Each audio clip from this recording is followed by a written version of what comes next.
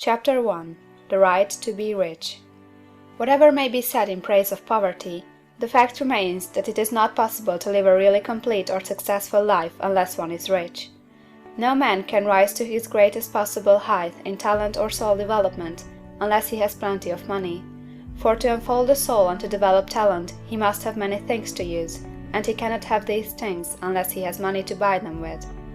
A man develops in mind, soul, and body by making use of things, and society is so organized that man must have money in order to become the possessor of things. Therefore, the basis of all advancement for man must be the science of getting rich.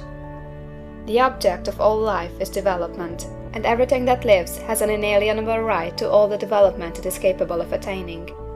Man's right to life means his right to have the free and unrestricted use of all the things which may be necessary to his fullest mental, spiritual, and physical unfoldment, or, in other words, his right to be rich.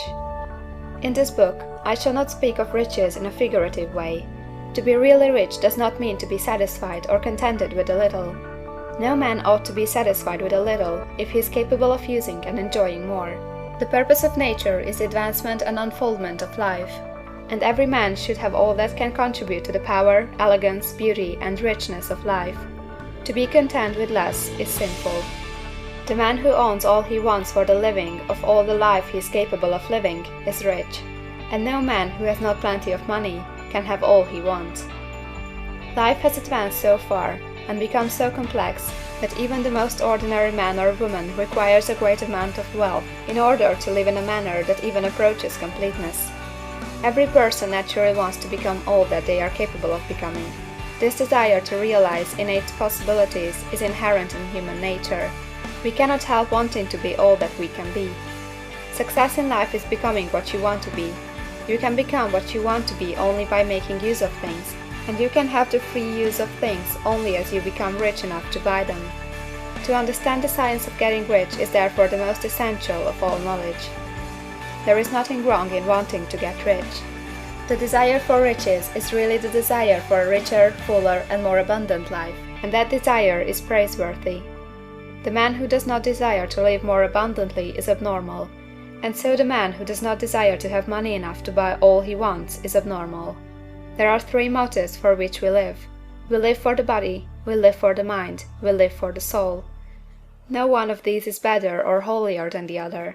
All are alike desirable, and no one of the three, body, mind, or soul, can live fully if either of the others is cut short of full life and expression.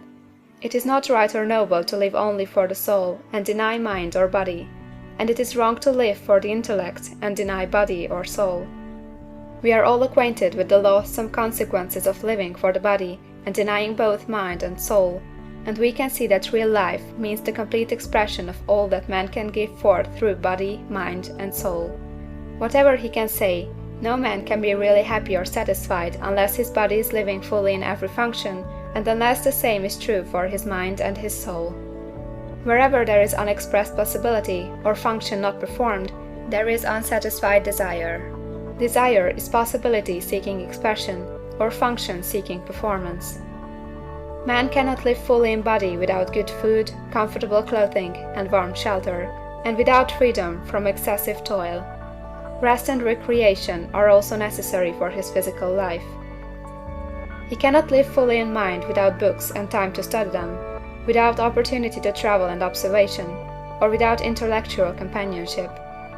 To live fully in mind, he must have intellectual recreations, and must surround himself with all the objects of art and beauty he is capable of using and appreciating. To live fully in soul, man must have love, and love is denied expression by poverty. A man's highest happiness is found in the bestowal of benefits on those he loves. Love finds its most natural and spontaneous expression in giving. The man who has nothing to give cannot fill his place as a husband or father, as a citizen, or as a man. It is in the use of material things that the man finds full life for his body, develops his mind, and unfolds his soul. It is therefore for supreme importance to him that he should be rich. It is perfectly right that you should desire to be rich. If you are a normal man or woman, you cannot help doing so.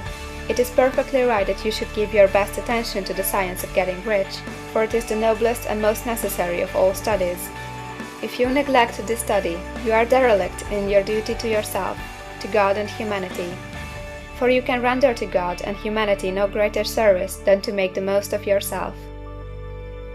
End of Chapter 1.